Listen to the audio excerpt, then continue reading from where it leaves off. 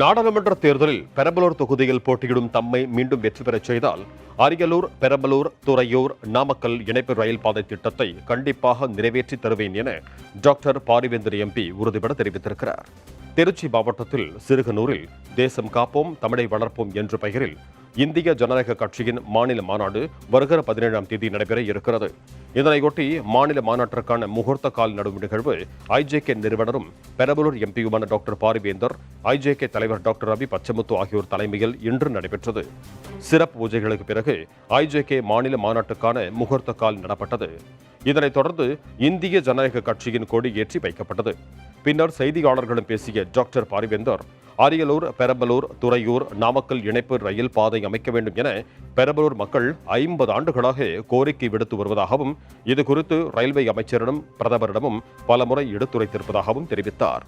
தனது தொடர் முயற்சிக்கு மத்திய அரசு நல்ல செய்தி தெரிவித்திருப்பதாகவும், நாடாளுமன்ற தொகுதியில் போட்டியிடும் தம்மை மீண்டும் வெற்றி பெறச் செய்தால் கிடப்பிலே உள்ள இந்த ரயில் பாதை திட்டத்தை கண்டிப்பாக நிறைவேற்றி தருவேன் என உறுதிபட தெரிவித்திருக்கிறார்.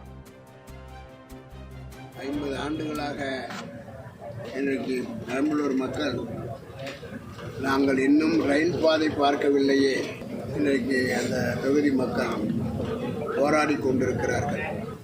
நான் வந்த பிறகு ரயில்வே அமைச்சரையும் இதற்காகவே பிரதம அமைச்சரையும் பலமுறை பார்த்து பேசி, அவர்களுக்கு ரயில் பாதை இருந்தால் மட்டும்தான் அந்த மாணவர்களுக்கும் விவசாயிகள் விளைவிக்கிற பொருளுக்கும் அவற்றைக்கு மற்ற அருகிலே இருக்கிற நகர்ந்து சென்று விற்க முடியும் என்ற நிலை ஏற்பட்டிருக்கிறது என்று சொல்லி ரயில்வே அமைச்சரிடம் பேசி, ஒரு முறை அல்ல பலமுறை பேசி, ஒரு முறை அல்ல பிரதமரிடம் பேசி, இப்பொழுது அவருடைய மனம் சற்று தளர்ந்திருக்கிறது.